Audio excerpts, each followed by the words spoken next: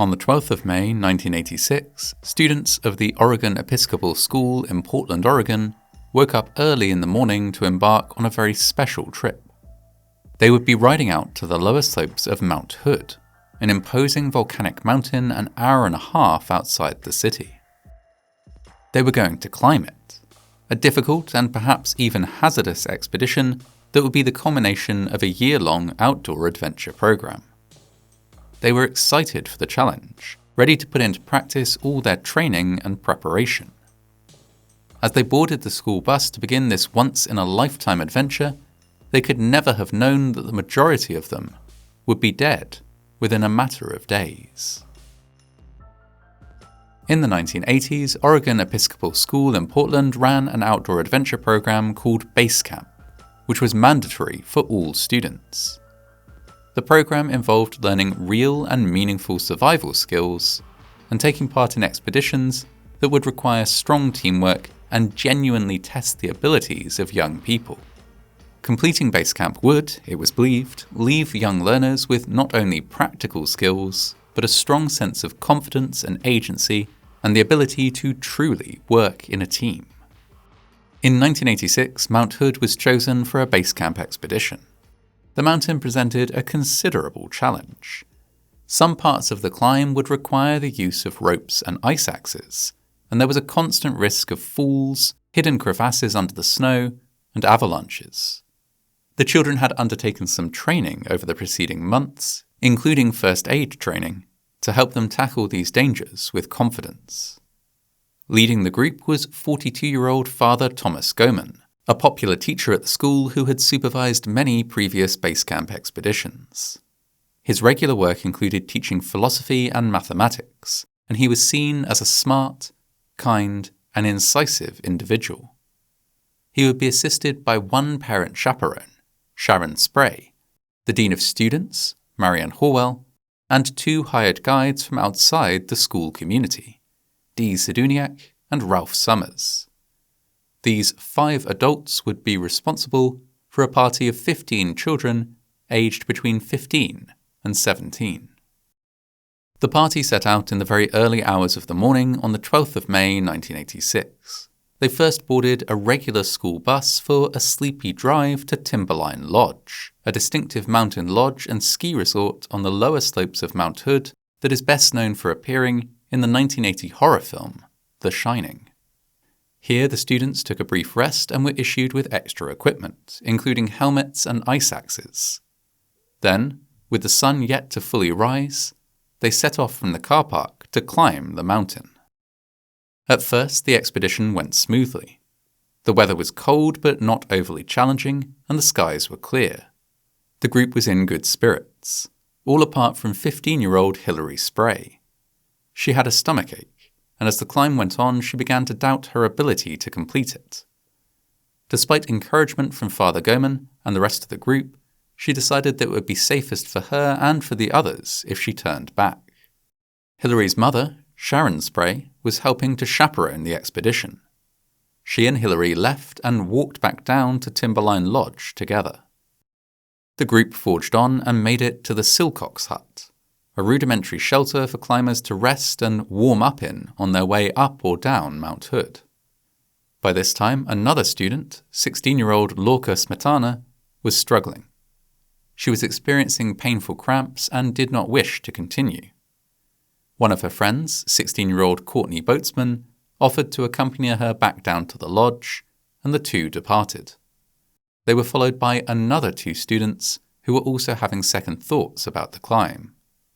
Finally, Dee Zduniak, one of the hired guides, began to experience mild snow blindness due to the glare of the sun off the white snow.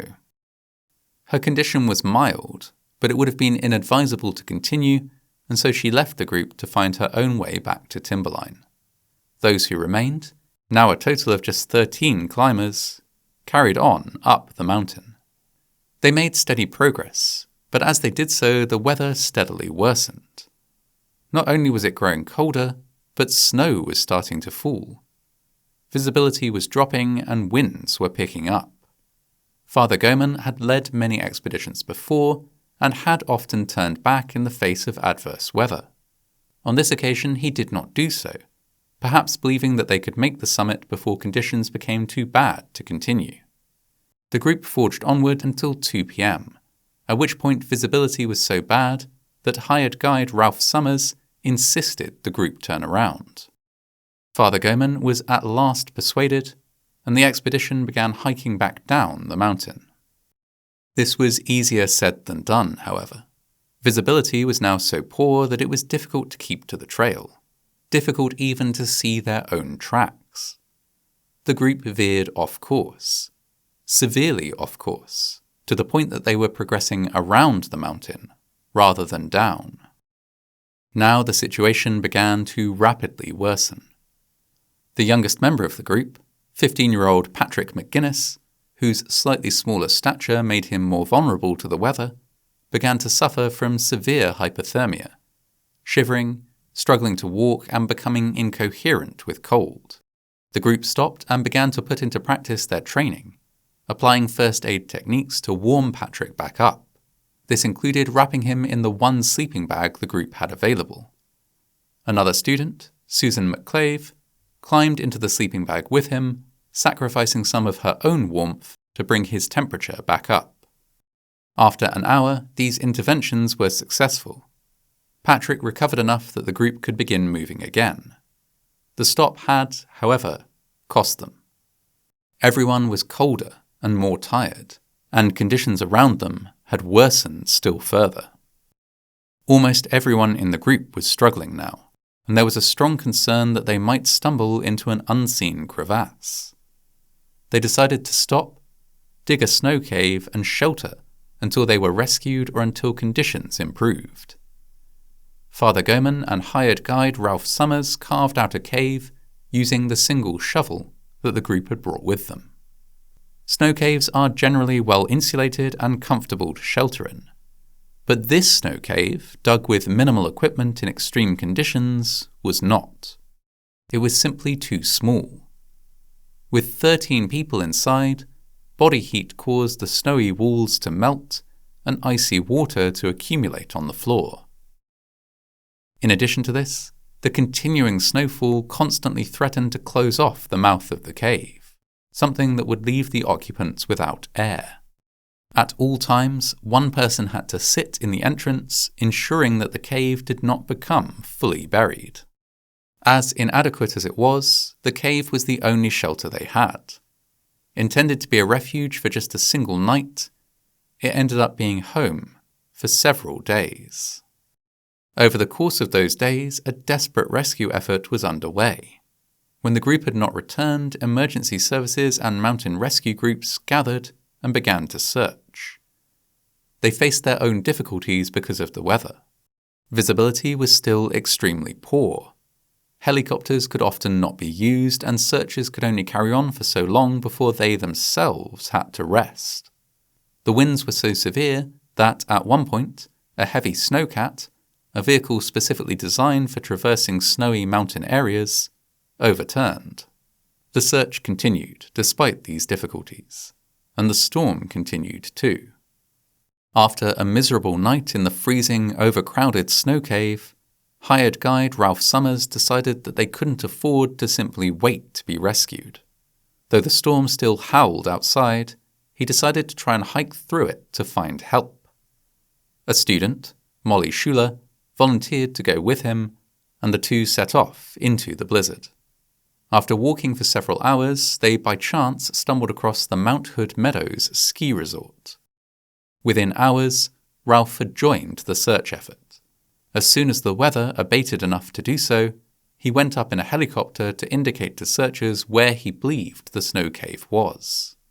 Even with this guidance, however, the remaining students could not be found. At some point, 3 students, 15-year-old Alison Litzenberger, 16-year-old Erin O'Leary, and 15-year-old Eric Sandvik, left the snow cave, kicking their way out through the rapidly closing entrance hole. Once out, they could not re-enter, as snow filled the cave entrance behind them. They set off walking through the blizzard, hoping to find their way to civilization. All 3 of these students died from the effects of cold after hiking only a short distance. Their bodies were found on Wednesday morning, and they were transported back to Timberline Lodge by helicopter. Their discovery helped searchers to narrow the search area, but was also a terrible and demoralizing blow that diminished any hope of finding the other lost climbers alive. Indeed, as Wednesday morning turned into afternoon, no discoveries were made, although the storm did finally abate. Master Sergeant Richard Harder, part of the search efforts, went up in a helicopter to observe the slopes, and dropped a smoke bomb at a place where he judged the searchers should be looking. His colleagues were skeptical, in part because Richard had a reputation for having participated in very few missions that resulted in a successful rescue, earning himself the gallows humour nickname Bagger with his fellow search and rescue workers. On this occasion, though, he was right. He led a team on foot through the area he had identified using long poles to probe the snow. Just 20 minutes before they would have been forced to retire for the evening due to diminishing light, they located the snow cave. The climbers, 3 days after becoming lost, were finally located, extracted from the freezing cave and evacuated by helicopter to nearby hospitals. Doctors worked tirelessly to try and save them, but were only successful in 2 cases. 16-year-old student Brenton Clark, who made a full recovery, and 16-year-old student Giles Thompson, who survived but had to have both his lower legs amputated. Everyone else who had remained in the snow cave passed away either in the cave or in hospital shortly after rescue. They were 15-year-old Tasha Amy, 16-year-old Richard Hayder Jr., 17-year-old Susan McClave, and 15-year-old Patrick McGuinness, as well as 42-year-old group leader, Father Thomas Goman, and 40-year-old chaperone, Marion Horwell. In the aftermath of this unprecedented disaster, an inquest found that several things had gone wrong. The most critical error had been on the part of Father Goman, who should have turned the group around as soon as it became apparent that they would be caught in the storm. He had turned groups around many times before, and his decision not to do so on this occasion, despite worsening weather, was characterized as an inexplicable and grave lapse of judgment. The group might also have seen a better outcome had they been more well-equipped, with sleeping bags, crampons, or multiple shovels, for example. The school paid out settlements to the families of the bereaved, some of whom pursued civil cases against the school, the last of which was decided in favour of the bereaved in 1988. The story of the disastrous climb that claimed so many young lives is now told and remembered each year in a special service carried out by the school, in the hopes that the young people who study there might learn something of real and lasting value from the loss of so many young lives.